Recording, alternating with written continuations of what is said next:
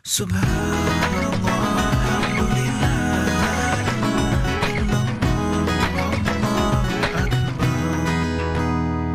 Jamaah, oh jamaah. Alhamdulillah.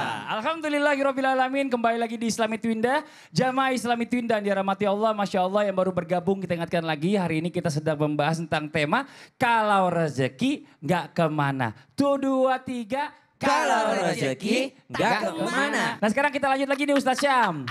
Sekarang pakai bahasa Indonesia biar seluruh Indonesia juga ngerti. Iya. Ya tadi kan kita bahas bicara masalah apakah benar salah satu rezeki ya yang luar biasa ini yang bahkan kita selalu mendapatkannya. Tapi rata-rata kita itu suka meremehkan yaitu adalah mudahnya bersedekah atau beramal. Bahkan Rasulullah mengatakan bahwa ini adalah sesuatu yang sangat luar biasa. Mohon izin penjelasannya Ustaz Syam. Baik, bismillahirrahmanirrahim. Segala puji bagi Allah yang memberikan kita nikmat kesehatan, nikmat kesempatan, nikmat waktu luang dan nikmat iman.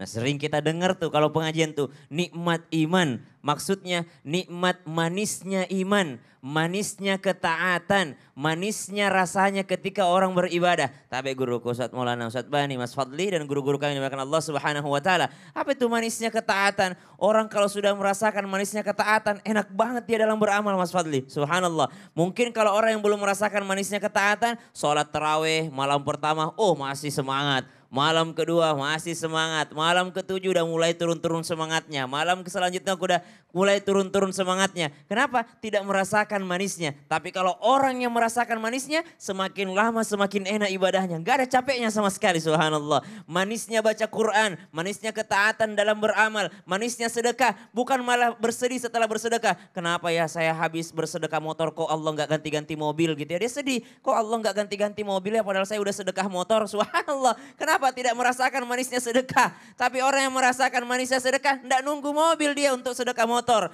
Orang yang merasakan manisnya sedekah, enggak nunggu kalung dia kalau bersedekah cincin. Subhanallah, dia nungguin di akhirat nanti balasan dari Allah Subhanahu wa taala. Manisnya beramal. Maka baginda Nabi SAW mengingatkan dalam sebuah riwayat atau kama qala Nabi SAW, barang siapa yang telah ditentukan sebagai orang yang berbahagia atau orang yang selamat, maka dia akan diarahkan kepada perbuatan orang-orang yang selamat. Subhanallah. Pernah lihat nggak orang-orang, ya Allah, innalillahi wa inna ilaihi rajiun, meninggal dunia si fulan, padahal ya Allah dia baru taubat. Ternyata pantas akhir-akhir ini dia rajin banget ke masjid, pantas akhir-akhir ini kayaknya dia taat banget, pantas akhir-akhir ini.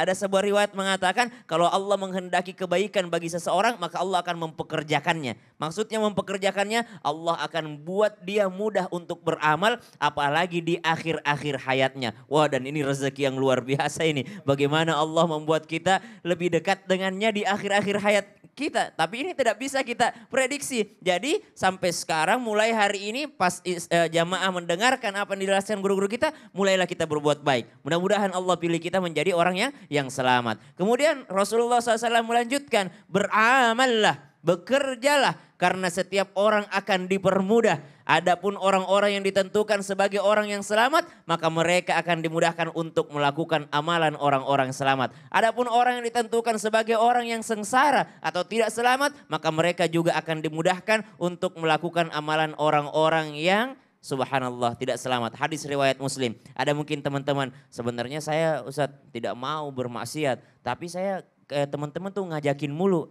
Hati-hati, jangan sampai memang dimudahkan untuk bermaksiat. Atau mungkin ya, dia berkata begini, ya Allah kalau kau tidak ridhoi saya melakukan maksiat ini, maka halangi saya di jalanan. Tapi dia lancar-lancar aja pergi maksiat, maka subhanallah, maka dia bukan berarti dia Allah tidak kabulkan doanya. Tapi dia berada dalam kesesatannya. Maka subhanallah, ini adalah satu nikmat yang jangan sampai kita remehkan. Di mana Allah memberikan manisnya iman di dalam hati kita. Manisnya ketaatan dalam diri kita. Manisnya beramal dalam diri kita. Sehingga kita merasakan iman itu enak aja. Orang kalau sudah merasakan manisnya iman, ditimpa musibah karena dia beriman. Oh pasti ada hikmahnya.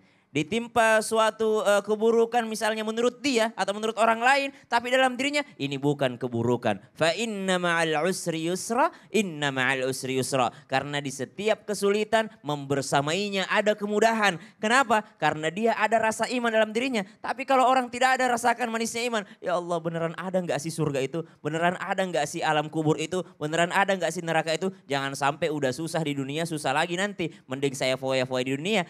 Berarti belum merasakan manisnya beramal. Belum merasakan manisnya keimanan. Orang kalau berangkat umroh, berangkat haji. Tadi cerita tentang haji, subhanallah. Itu bagaimanapun capeknya kita itu enak aja rasanya, subhanallah. Betul. Itu kalau dibayangin capek Mas Fadli. Capek Tawaf pasti. tuh, sa'i. Capek. Tapi nikmat, kenapa? Karena manisnya ibadah. Wow, ada teman saya kalau udah sampai sana semangat banget gitu. Bagi-bagi air zam-zam. Bisa bagi-bagi air zam-zam. Itu kalau umroh bisa 3 kali 4 kali saya sampai lemes. Satu itu. hari. Iya. La ilaha illallah. Ustaz Maulana itu.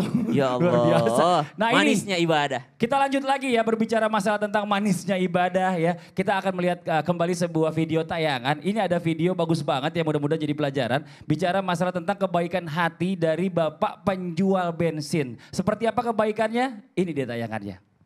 Tepuk tangan dulu dong. Subhanallah, Masya Allah. luar biasa itu ya. Ini Bicara namanya, masalah tentang rezeki. Eksperimen, sosial eksperimen. Sosial eksperimen. Tapi begini Ustadz Maulana, saya pernah dengar katanya bahwa ada kunci utama datangnya segala rezeki. Sampai-sampai yang namanya rezeki itu bisa datang sendiri ngedeketin kita. Katanya adalah rasa ikhlas. Cuma ikhlas yang seperti apa ini pertanyaannya. Kadang kan ngomong ikhlas bisa aja dong, gampang cuma di mulut. Saya ikhlas, saya ikhlas, saya ikhlas. Penjelasannya. Kalau orang berkata saya ikhlas berarti dia tidak ikhlas. Oh gitu ya. Kalau itu penjelasannya silakan.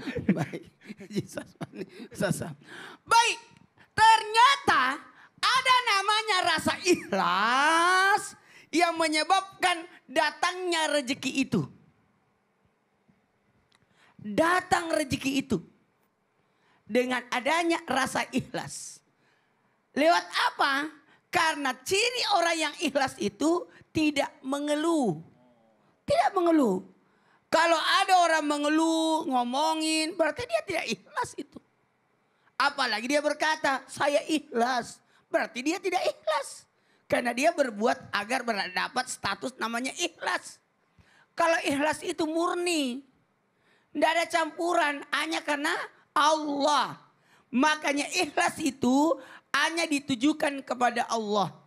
Betapa ikhlasnya seorang ibu terhadap anaknya. Bapak terhadap anak-anaknya. Dia rela mencari nafkah untuk anak-anaknya. Tidak berharap balasan.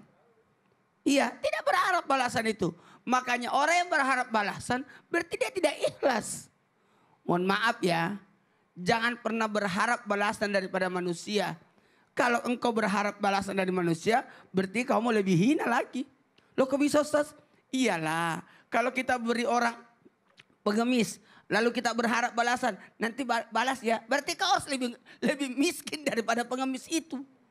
Karena kapan orang miskin itu memberikan kepada orang lain? Pasti karena lebih miskin lagi darinya. Tapi tunggu dulu.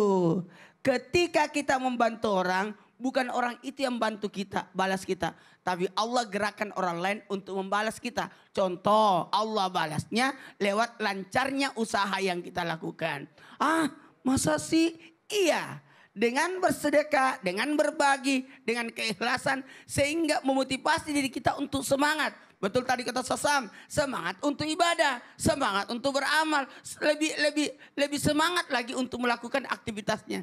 Itu namanya kalau biasanya orang dapat suplemen. Oh suplemen, susah banget mau ngomongin apa kita juga nggak ngerti. Iya, Kan vitamin lah. Ya gitulah. Ya. Doping. Dopingnya itu. Sehingga dia lebih bersemangat, lebih berenergi. Rohnya ibadah adalah ikhlas. Kekuatan ibadah adalah ikhlas. Sehingga luar biasa. Dia sudah melewati tahapan demi tahap yang ujian dan sebagainya. Maka berharaplah kepada Allah. Karena kunci dari rezeki itu yang paling utama adalah keikhlasan. Karena hanya berharap kepada Allah. Jangan berharap kepada nauzubillah selain daripada Allah. Ada orang ikhlas itu hebat loh. Tanpa CCTV dia bisa kerja dengan baik. Tanpa CCTV dia bisa amanah. Tanpa pengawasan dia udahlah kalau begitu udah kamu aja ada pimpinan di sana. Cocok ini kerja. Ini pasti dia selalu dikasih amanah itu. Masya Allah tabarakallah. Karena kenapa? Sudah terbukti atas apa yang dilakukannya. Sudah bermanfaat. Betul kan ya? Kan kita bicara rezeki. Tadi sudah dijelaskan oleh Ustaz Bani Hashim. Masya Allah tabarakallah. Rezeki itu yang bermanfaat. Walaupun ada yang haram. Alhamdulillah mudah-mudahan jadi rezeki yang halal. Karena ini rezeki itu pernah dijelaskan juga bahwa yang dimakan, yang dipakai, yang disedekahkan. Nah, berapa yang kau bisa makan? Betapa banyak orang banyak hartanya tapi belum tentu ada rezekinya. Rezekinya apa? Yang dimakan. Karena dia sementara bikin perusahaan pakan ayam. Tidak mungkin dia makan itu pakan ayamnya. Jadi dia cuma membuat rezeki buat ayam. Tapi hasil dari ayam jadi rezeki dia. Iya, telurnya gitu. bisa, dagingnya bisa. Kebetulan dia kolesterol. Oh iya benar-benar. Gak makan lagi dia. Iya Masya Allah. Makasih banyak Ustaz Maulana atas penjelasannya. Kita mau lanjut lagi nih buat jamaah Islami Tinta yang ada di rumah ya. Pasti udah gak sabar, kepingin banget pertanyaannya dibacakan dan langsung dijawab sama guru-guru kita. Kalau gitu langsung aja yuk kita masuk ke segmen Tanya Dong Ustaz. Kami semua tanya dong Ustaz. Iya. Oh belum selesai. Udah selesai?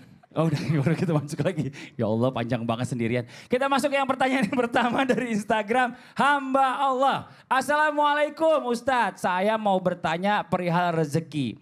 Saya sampai sekarang saya masih belum bekerja. Berpuluh-puluh kali saya mencoba melamar pekerjaan. Tapi tetap saja ditolak. Berdoa pun sudah melakukan anjuran orang alim untuk lancarkan rezeki udah. Tapi kenapa rezeki saya masih seret? Katanya rezeki gak kemana. Apa saya nggak usah ngirimin lamaran kerjaan lagi ya? Cukup melakukan ibadah aja kan? Ibadah bisa memperdekatkan kita dengan Allah. Otomatis rezeki bakalan dekat kan Ustadz? Wah ini nggak begitu juga konsepnya teman. Kalau gitu kita minta jawaban dari guru kita Ustadz Syam. Silakan Ustadz Syam dijawab. Kenapa Anda yang jawab? Ya. Waalaikumsalam warahmatullahi wabarakatuh.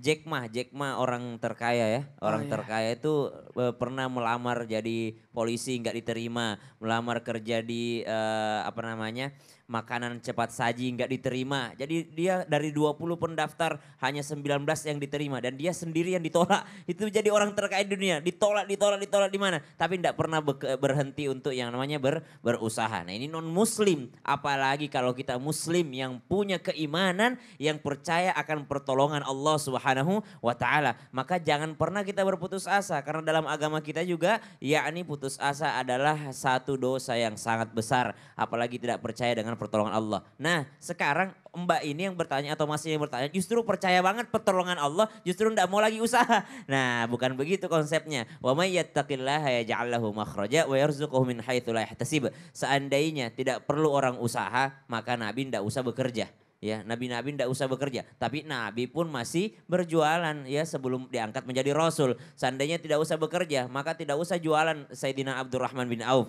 tidak usah Sayyidina Utsman bin Affan berjualan, tapi mereka tetap berusaha. Maka tetap kita berusaha sembari mendekatkan diri kepada Allah Subhanahu wa taala. Masya Allah, terima kasih banyak Ustadz Syam. Jadi tetap berusaha, jangan-jangan emasnya itu insya Allah jadi pengusaha besar. Amin. Kita kan nggak tahu benar ya. Kita masuk ke pertanyaan yang berikutnya dari Instagram dari @ga.itszahra. Assalamualaikum Habib Ustadz, saya ingin bertanya mengenai rezeki pekerjaan dan kewajiban merawat orang tua.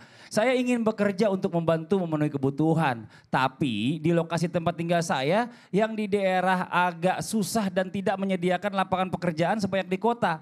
Orang tua saya sudah lansia dan sakit. Tidak ada yang menemani dan merawatnya mereka. Karena semua saudara saya adalah laki-laki yang pergi merantau dan sudah menikah. Jadi orang tua saya tinggal berdua saja. Namun di sisi lain saya ingin bekerja untuk meringankan beban orang tua saya mencari nafkah. Bahkan ada banyak rencana masa depan saya yang sudah saya susun. Tapi harus saya relakan demi menemani orang tua di kampung. Saya harus bagaimana Pak Ustadz? Saya sudah berusaha mencari kerja yang dekat dengan orang tua. Namun sampai saat ini belum ada rezeki. Mohon penjelasannya, saya harus bagaimana Pak Ustadz? Wassalamualaikum warahmatullahi wabarakatuh. Ini agak panjang ini. Mungkin dijelaskannya juga lebih detail. Mohon izin guru kita Ustadz Bani bisa sambil tausiah. Silakan. Masya Allah. Izin Ustadz Maulana, Ustadz Syam, Mas Bali dan guru-guru kami dimanapun berada. Bismillah, wassalatu wassalamu ala rasulillah.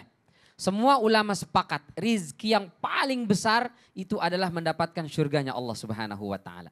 Kita dapat pulau, kita bisa beliin satu negara ini, lautan bahkan dunia kita punya, nggak ada apa-apanya dibandingkan dengan surga yang Allah berikan kepada kita. Kata Rasulullah, kau pergi ke lautan, celupkan jarimu, kau angkat satu itu, lalu ada tetesan yang mengalir dari jarimu. Itulah dunia, lautan, samudra itu, itulah akhirat. Jadi kalau kita nggak dapat dunia ini nggak usah sedih. Kenapa? Cuma setetes.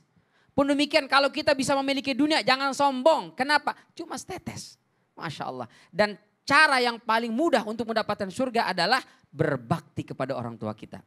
Min awsati abwabil jannah. Merupakan pintu pertengahan masuk surga. Jadi yang bertanya, Masya Allah ini sudah dikasih jalur pintu masuk ke rizki yang paling utama. Jangan disia-siakan. Kenapa? Karena banyak orang harta berlimpah, dia punya kedudukan, kemewahan, jabatan. Gak ada waktu buat ngurusin orang tua. Dia belum tentu dapat jalur surga lewat bakti sama orang tuanya. Maka manfaatkan betul-betul. Ustadz, saya punya cita-cita, saya punya rencana, saya punya keinginan. Sudah saya susun Ustadz, harus berantakan. Karena saya harus berbakti sama orang tua. Masya Allah, bukankah ketika kita masih anak-anak, orang tua kita dulu mereka rela mengorbankan waktu istirahatnya demi kita. Mereka rela meninggalkan tidurnya demi kita. Mereka rela bahkan ada yang resign dari pekerjaannya demi merawat kita anak-anaknya. Bahkan merela, saya jamin, saya yakin sekali. Semua orang tua rela bahkan kalaupun harus mengorbankan nyawanya demi anak-anak. Maka kalau kita mengorbankan waktu kita, cita-cita kita demi merawat orang tua, nggak ada apa-apanya. Karena ada masanya. Mohon maaf, orang tua kita akan meninggal, kita masih punya banyak waktu untuk mewujudkan cita-cita dan keinginan kita. Bahkan sekelas orang yang begitu mulia, namanya Uwais bin Amir Al-Qarni, hidup sezaman dengan Rasul Sallallahu Alaihi Wasallam. Datang sekali ke Madinah, Rasul nggak ada, sedang pergi melakukan perjalanan keluar Madinah. Lalu setelah itu beliau pulang. Beliau pulang lagi ke rumah. Kenapa? Karena di rumah ada ibundanya yang sudah tua renta. Beliau rela tidak bertemu dengan manusia paling mulia, Nabi kita Muhammad Sallallahu Alaihi Wasallam. Padahal hidup sezaman demi bapak ibunya. Kita nih cita-cita kita juga belum jelas apa betul rezeki kita di situ. Apakah ini pekerjaan yang terbaik untuk kita? Belum tahu kita. Tapi yang pasti orang tua kita di rumah itulah sumber keutamaan kita. Masya Allah. Itulah jalur pintu rizki yang paling utama dan paling besar. Yaitu surganya Allah Subhanahu wa ta'ala. Yakin kalau kita ikhlas, kata guru kita Ustaz Maulana tadi, Masya Allah. Kalau sudah ikhlas, merawat, menjaga, melayani orang tua kita, Allah pasti akan berikan kemudahan. Ingat ada kisah 3 orang yang terperangkap dalam gua. Mereka bertawasul dengan amal saleh. Salah satunya adalah dia tidak punya apa-apa, dia bukan orang kaya. Tapi amal soleh yang dia lakukan, dia berbakti sama orang tua. Apa baktinya? Bukan ngasih rumah, bukan ngasih kendaraan. Dia cuma tidak mau memberikan makanan sisa untuk orang tua.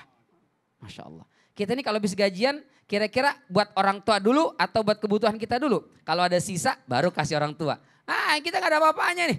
Kalau kita utamakan, dahulukan orang tua kita, Allah pun akan dahulukan kita. Ridullah firidul walidain. Orang tua kita pasti senang. Dan orang tua tahu loh kalau kita ngelayanin gak ikhlas Mas Fadli. Benar Benar banget. orang tua tahu. Jadi kalau gak ikhlas, Allah pun jangan-jangan gak ngasih itu. Allah ta'ala alam bisawab. Masya Allah. Terima kasih banyak Ustadz Bani. Mungkin ada sedikit solusi juga mbaknya mau usaha tapi nggak ninggalin orang tua. Jualan online juga bisa di rumah. Mudah-mudahan tetap masih bisa melayani orang tua tapi juga bisa mendapatkan rezeki. Nah sekarang ada pertanyaan nih Ustadz yang nanya ke saya nih. Kenapa Allah itu nggak melampangkan rezeki yang sebesar-besarnya bagi manusia? Biar yang nggak ada yang namanya tuh pengangguran, nggak ada yang kesusahan. Karena semua orang tuh rezekinya banyak gitu loh. Oh gitu. Iya. Tunggu dulu ya. Ya, kenapa Mas sih? Fadli. Ini Ini curhatan Mas Fadli kan. kok jadi suara? Kenapa sih malas Kok banget? jadi saya sih? Kenapa sih? Ustadz, saya saya- tahu ini. Saya tuh pagi-pagi udah bangun Ustadz. Oh gitu. Kenapa saya yang disalahin? Kan biasanya kalau orang bertanya itu biasanya curhatan dari dia tapi atas nama orang lain. Oh, gitu. Biasanya begitu kan. Enggak. Iya udah jangan males begitu ya. Mas Fadli, masa Iya. males banget. Gak boleh kita harus usaha dong. Gimana Ngerti ya? males sih Ustadz Bani? Tahu Kenapa jadi nih, saya Mas pada Fadli, ya. suzon nih Mas saya Bang ini Fadli semua kenapa ini. kayak gitu? Alasannya nanya anak tema, Wah, tahu-tahu Iya, curhat, tahu-tahu dia ini curcol banget. jangan-jangan ini tema ini subhanallah. curhatan Mas Fadli. Ini seorang Ya udahlah Ustaz, Usianya. tolong deh Ustaz ditenangin dulu Mas Fadli deh Iya, kalau ada ini curhat aja. deh. Ya udah Mas jamaah Fadli gini jangan aja. kemana-mana ya, Kalau tetap di mau, Islam itu indah. pulang Jamaah, malam, oh jamaah, pagi-pagi udah bangun lagi. alhamdulillah. Kan beda Kerjaannya kan juga. lumayan, Maunya alhamdulillah. berarti sudah